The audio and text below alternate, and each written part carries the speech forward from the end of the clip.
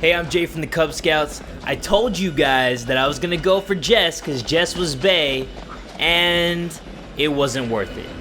No, I'm not doing a live playthrough, like a let's play. I already played through this. What I'm showing you guys is the footage of me going back. It took me about 4+ hours to complete the whole game because Jess died near the beginning of the game, and she was the only one that I didn't save. So I needed to play through hers and then just progress through the story instead of just like saving her in one episode then flipping to another episode. And was it worth it? It really wasn't, because she barely had any more scenes left in the game.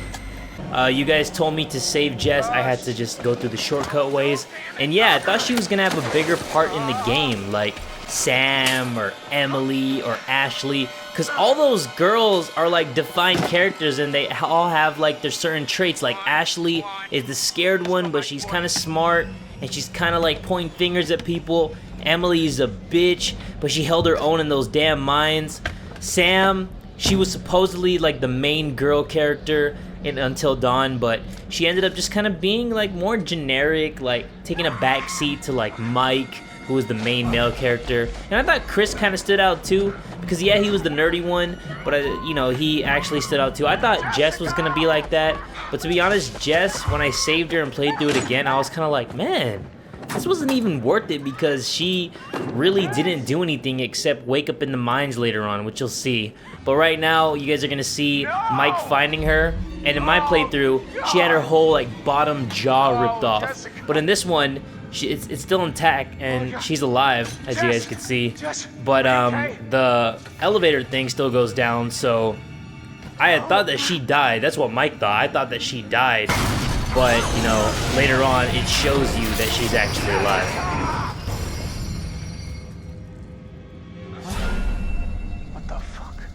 So while I was trying to make it to another scene with Jess, I was like, you know what? I gotta save Wolfie. Wolfie is that dude. He was my favorite character in the game. I thought I could maybe save him or find out what happens after him after the asylum explosion.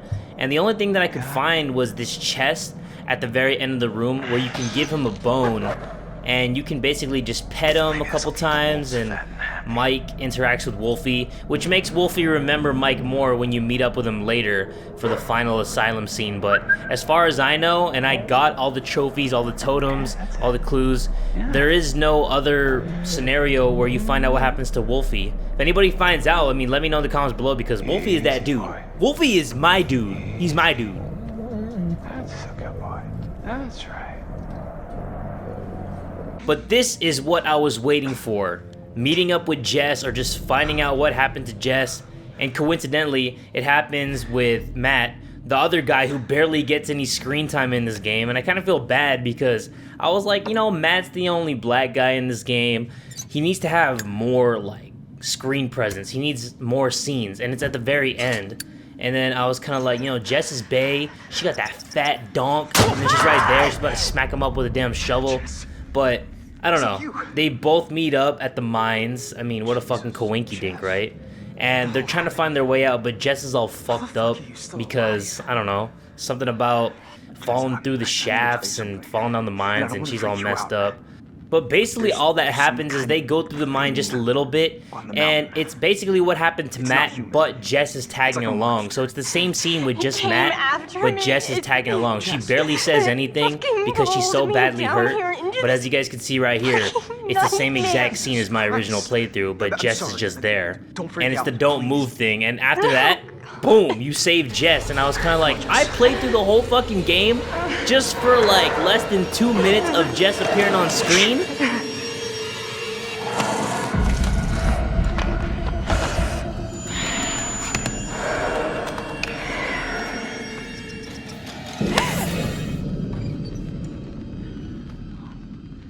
Jeez.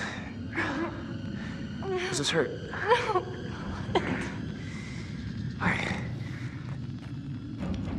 All right. Let's go. We gotta do this. Just look at that Come on. ass. It was worth it. Yes, Come on. it was worth it saving her, because that ass is. Jess! Jess, come on.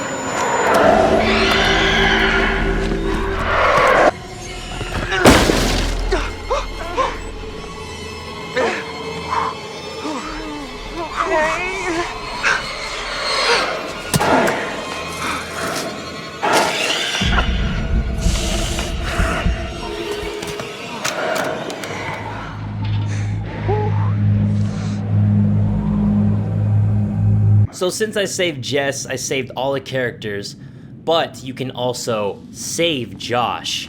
And what you need to do, Sam needs to find Hannah's journal in the mines. And what it basically says is that Hannah was saying, you know, Beth died, she buried her, but then Hannah got hungry and she had to like unbury her and fucking eat her ass. And I was just like, what the fuck? Like, she ate her? And yeah, Hannah ate Beth, and then she became a Wendigo because the Wendigo spirit came to her. And that's the person that Josh gets his head crushed by at the end, because they zoom into the tattoo and show you that that's Hannah. But instead of Hannah killing Josh, if you find the journal, Josh gets dragged away at the very end, and then you kind of like, whatever happened to him. But then after the ending cutscene, you guys will see something. After Jess is talking right here, you guys will see where Josh makes his second appearance. Not me. Mike. What do you remember? He came for me. He did. Came for you? Where is he? Did he make it?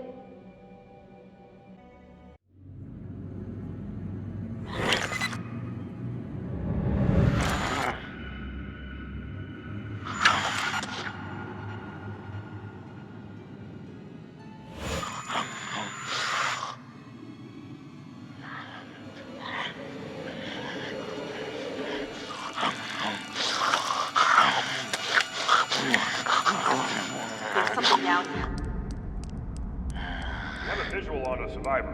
One survivor, repeat. Is that? Oh, fuck! Stay back! Stay back! No, no! Stay back!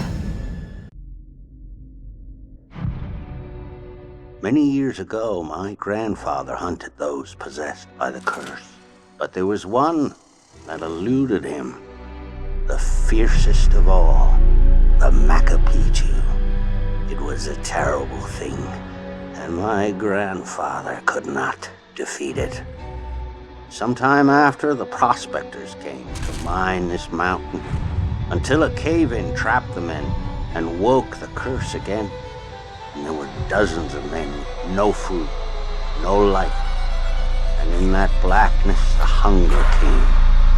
They were consumed by their abominable cravings and driven mad. Murderers, cannibals, eating human flesh. And if you kill this monstrous thing, the spirit is released and swirls the mountain like an evil wind waiting to possess again. You best not kill them, I have tried. You can only trap them, taunt them with fire. And after all these years, after many moons and many hunts, the Macapichu still roamed free, out of my grasp, beyond my reach. Until one night, a year ago, I was finally able to get him in my sights. But we were not alone in the woods that night. While I was tracking the Macapichu, it was tracking something else. The Macapichu forced your friends over the mountain. There was nothing I could do. I couldn't save your friends, but I could avenge them. I hunted the Wendigo down and I doused it with fire. The Macapichu was dead. And I just want to say sorry for not doing the Let's Play, guys. I played through the whole game again. The part where Mike was saving Jess, it took me about 4 hours, and my camera battery was gonna die on my face cam, and I was like, you know, I gotta get this for my Cub Scouts, I gotta get this for my people.